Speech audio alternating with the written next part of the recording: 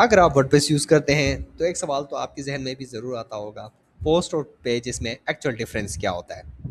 अस्सलाम वालेकुम, मेरा नाम इरफान अली है और आज की वीडियो में हम सिंपल तरीके से समझेंगे कि वर्डप्रेस पोस्ट और पेजेस क्या होते हैं और इनमें डिफरेंस क्या है और कब आपने यूज़ करने हैं। सबसे पहले बात करते हैं पोस्ट की। पोस्ट नॉर्मली ब्लॉग कंटेंट के लिए यूज़ होते हैं, जैसे न्यूज़ आर्टिकल्स, अपडेट्स, ट्यूटोरियल्स या रेगुलर कंटेंट जो टाइम के साथ पब्लिश होते हैं। पोस्ट में डेटा एक्चुअली जो ऑर्गेनाइज होता है वो कैटेगरीज और टैग्स के बेस पे ऑर्गेनाइज किया जाता है डेटा को।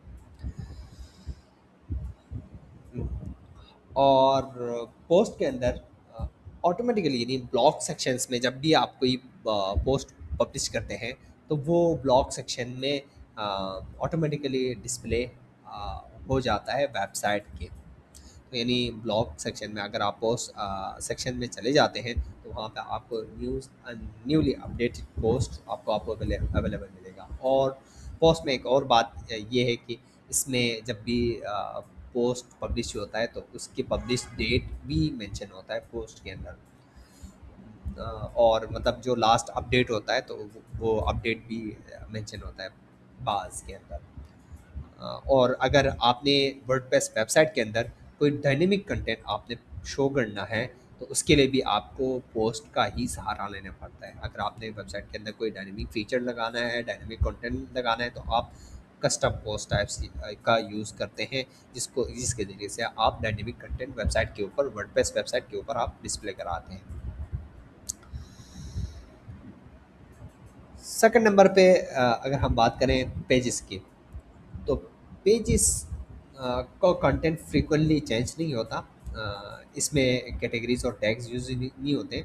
इसके बजाय इसमें पेजेस के अंदर स्टैटिक कंटेंट्स मौजूद होते हैं, यानी हार्ड कोडेड कंटेंट्स मौजूद होते हैं। वेबसाइट के बारे में इंफॉर्मेशंस इसी यानी पेजेस के ज़रिए से ही लिखा जाता है, पेजेस के अंदर ही लिखे जाते हैं। और pages like home, about, service, contact, these pages में ये सारे क्या होंगे, आप स्टैटिक कंटेंट्स इनके अंदर अवेलेबल होगा। आप लिखेंगे वेबसाइट के ऊपर उस वेबसाइट की कोर इन्फॉर्मेशन के बारे में, यानी कोरली यानी वो वेबसाइट किस चीज़ के लिए बना है, तो वो सारे इन्फॉर्मेशंस पेजेस के फॉर्मेट में आप लिखते हैं, जो कि रेगुलरली अपडेट नहीं होते हैं। मतलब वेबसाइट किस चीज़ के लिए है, नीश क्या है, टारगेट ऑडियंस क्या है, तो वो सारे आप पेजेस के अंदर डिवाइड करते हैं। उन पेजेस के अंदर डिवाइड करके उनमें कंटेंट्स लिख के अपडेट करके रख देते हैं। तो इसमें नॉर्मली यानी with the duration of the time आप रेगुलरली इसके अंदर अपडेट्स नहीं देते as compare to the post. सही है। और अगर डिफरेंस की हम बात करें दोनों में, तो सबसे पहला जो मेन डिफरेंस है वो यही है कि पोस्ट्स रेगुलरली अपडेट होते हैं और पेजेस में परमानेंट वेबसाइट कंटेंट्स अवेलेबल होते हैं। अब सेकंड नंबर पे अगर हम डिफरेंस की बात करें, तो यही है कि पोस्ट के अंदर डेट मेंशन होता है, लेकिन पेजेस के अंदर ऐसा कुछ नहीं होता। डेट्स यूजुअली मेंशन नहीं होते। और पोस्ट की अगर हम बात करें, पोस्ट को ऑर्गेनाइज करने की बात करें, तो पोस्ट कैटेगरीज और टैग्स के फॉर्मेट में ऑर्गेनाइज्ड होते हैं।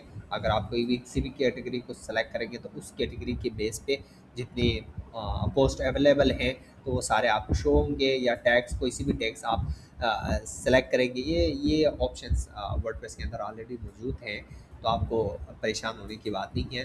डेट, टैग्स, ये सारी चीज़ें वहाँ पे मौजूद हैं। तो based on date, based on tags, आप कोई सी भी टेक यूज़ करते हैं तो उस वो वाला टेक अगर उस पोस्ट के अंदर यूज़ हुआ है तो वो वाले सारे पोस्ट आपको लिस्ट होके मिलेंगे और आप वो पोस्ट रीड कर सकेंगे। और साइड बाय साइड यानी पेजेस के अंदर पेजेस को ऑर्गेनाइज करने के लिए एक तो मेन्यू का हेल्प के लिया जाता है, जैसे ये हेडर में मेन्यू यूज़ हुआ है, फुटर में मेन्यू यूज़ किया जाता है। और दूसरा हेरारकी का भी यूज़ किया जाता है पेजेस को ऑर्गेनाइज करने के लिए। इन केस फॉर एग्जांपल आपके पास बहुत सारे पेजेस हैं तो उन सब पेज को ऑर्गेनाइज करने के लिए पेरेंट पेज और चाइल्ड पेज बनाया जाता है और इस तरह से पेजेस को ऑर्गेनाइज करके रखते हैं।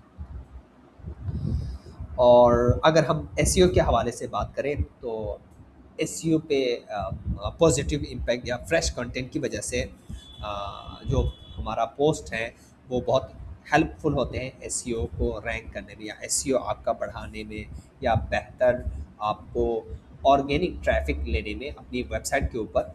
तो उसके लिए पोस्ट का आप हेल्प लेते हैं या अगर कोई कंटेंट राइटर आप हायर करते हैं वेबसाइट के ऊपर काम करने के लिए या किसी क्लाइंट की वेबसाइट को आपने रैंक कराना है तो आप क्या करेंगे, पोस्ट उस पेज के यानी उस वेबसाइट के ऊपर आप पोस्ट पब्लिश कराएंगे क्योंकि गूगल भी पोस्ट की जो सिग्नल्स हैं इसको ज़्यादा प्रेफर करता है as compare to the pages.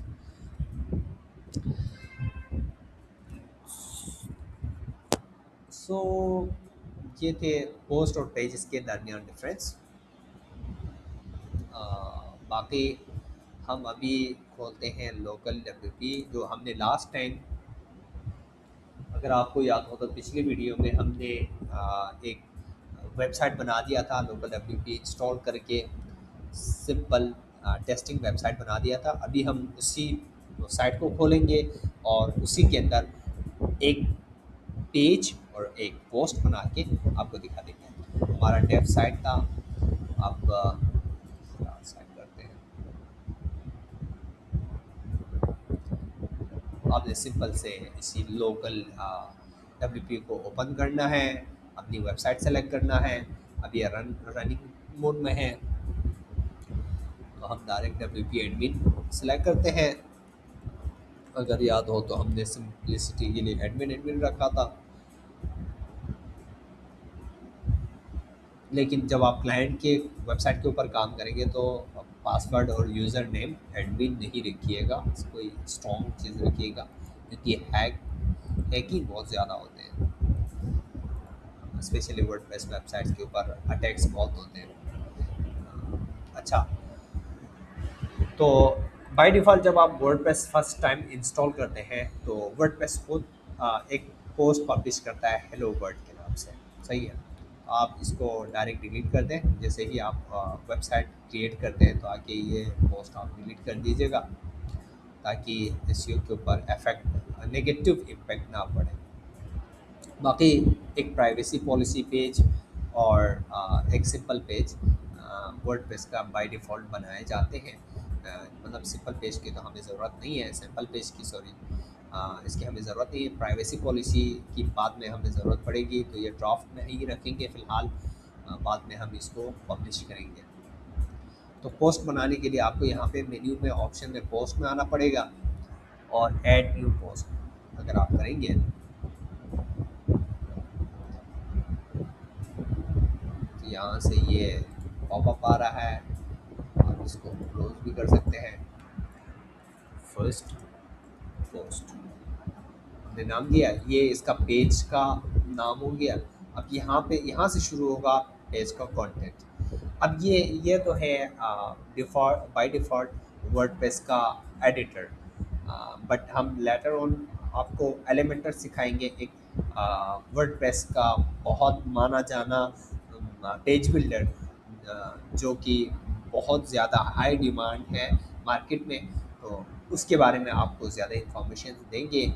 यहाँ इस blog editor sorry default content editor के बारे में भी वीडियोस बनाएंगे क्योंकि ये in in terms of speed ये बहुत अच्छा है as compare to the Elementor में परफॉर्मेंस के बनस्बत यानी इस पेज बिल्डर के बनस्बत एलिमेंटर की परफॉर्मेंस थोड़ी स्लो है, बट एलिमेंटर ज़्यादा यूजेबल है, मतलब इजी टू यूज़ है, यूज़र फ्रेंडली है, तो इसलिए क्लाइंट्स भी उसी एलिमेंटर को ज़्यादा प्रेफर करते हैं। तो हम भी एलिमेंटर को सिखा देंगे पहले, बाद में हम आके आपको फ्रेमवर्क भी सिखा देंगे।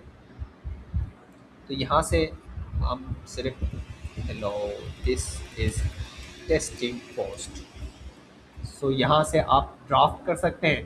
ड्राफ्ट मीन्स आप अगर अभी आप पब्लिश नहीं करना चाहते हैं अपने पोस्ट को, बाद में पब्लिश करना चाहते हैं या आप बाद में इसमें एडिट्स रहते हैं आपके, आपने पोस्ट लिख लिया और इसमें कुछ और एडिट्स आपने करने हैं।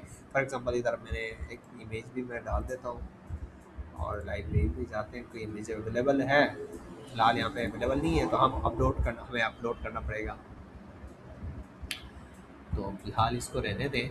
यहाँ से पब्लिश में अगर हम आते हैं, पब्लिश करने से पहले आप इसको विजिबिलिटी को भी आप प्रोटेक्ट कर सकते हैं और इसको शेड्यूल भी कर सकते हैं। इसमें वर्डप्रेस में ये ऑप्शन बहुत अच्छा है, आप शेड्यूल करके रख सकते हैं पोस्ट को।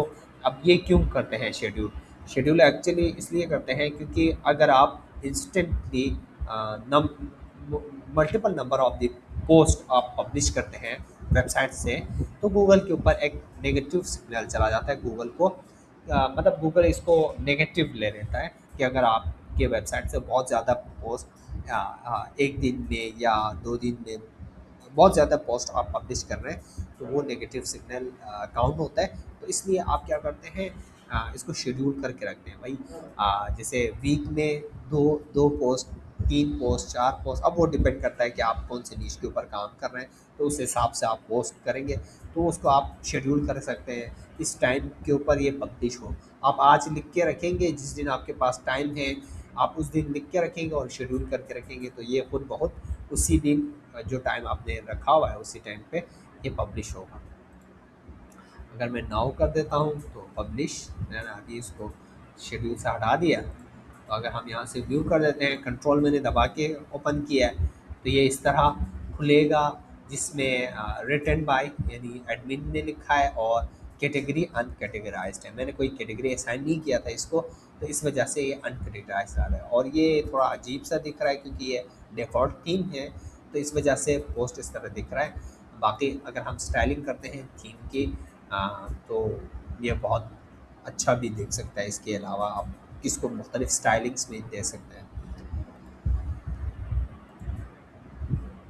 So for now I think page, अच्छा, पेजेस की अगर हम बात करें तो ऐड न्यू पेज करेंगे, सेम थिंग है।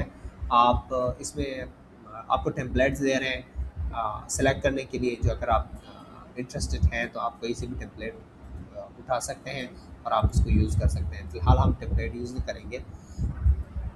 न्यू पेज, ये सिर्फ आप लोगों को ये बताने के लिए है, और this is testing page.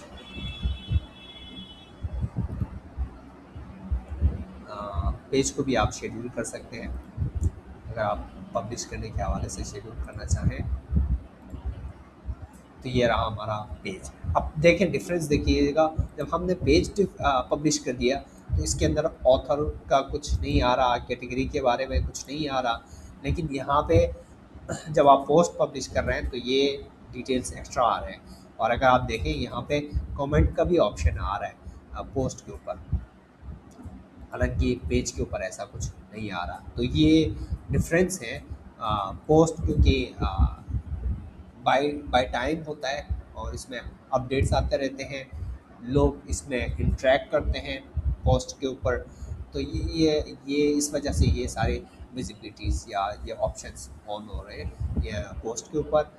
But pages के ऊपर ऐसा नहीं होता है। पेज स्टैटिक कंटेंट वो मौजूद होता है, सिर्फ यूज़र्स आके रीड करेंगे कंटेंट को, तो इसलिए पेजेस बनाए जाते हैं। आई होप आप लोगों को ये चीज़ें समझ आ गई होंगी, पोस्ट और पेजेस के डिफरेंस और कब आपने यूज़ करने हैं, कैसे यूज़ करने हैं, मेन्यू से कहाँ से आपने पोस्ट को देखना है, कहाँ से पेजेस को देखना है। बाकी पोस्ट के अभी कैटेगरीज, टैग्स, ये सारे तो इस वीडियो में हम कवर नहीं कर पाए, काफ़ी लॉन्ग हो गया वीडियो। सो हम नेक्स्ट वीडियो में इसके बारे में डिस्कस करेंगे, पोस्ट के कैटेगरीज और टैग्स के बारे में।